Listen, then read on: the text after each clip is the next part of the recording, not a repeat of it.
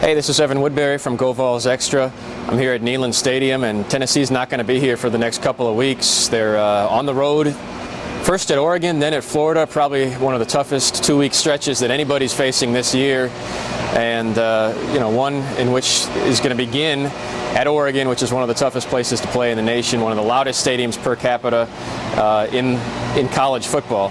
So that was the discussion of a lot of the stuff this week has been, how is Tennessee going to cope with that crowd noise? A lot of players say they like playing on the road. They like the atmosphere, the environment. They like being kind of the underdog mentality. I like away games a lot. I mean, home games here are great. But away games, it's something different.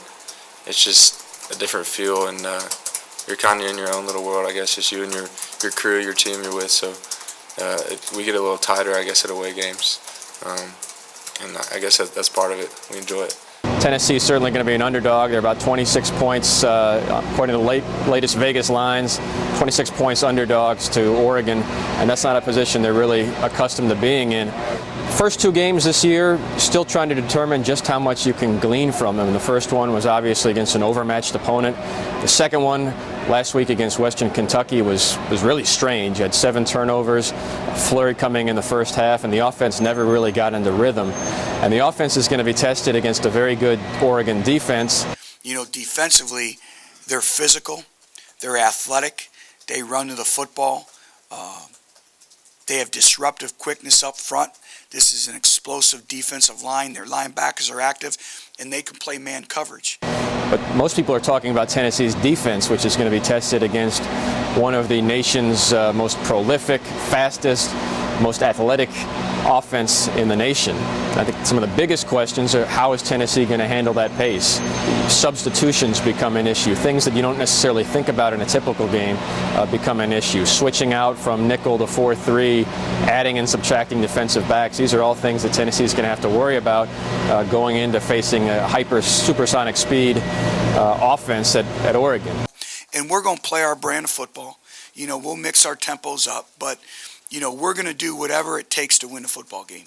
And it's going to be, it's going to take a phenomenal effort.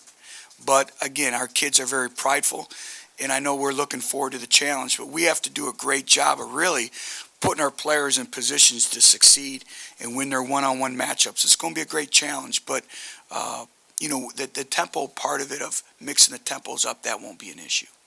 So I think those are some of the emerging storylines. The good news for Tennessee is that they could have a couple of bodies back. Kurt Magid remains questionable. He's a linebacker who can also play a little bit of defensive end role in some situations.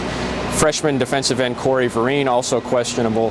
But Butch Jones said that defensive end Jaquez Smith, who was penciled in to be the starter at the start of this season, he is very likely to play at Oregon this week, and obviously that'll help quite a bit. So a lot to talk about as Tennessee leads up to its first real big test of the season. Tennessee coach Butch Jones said it would be a huge challenge, but with that comes a huge opportunity.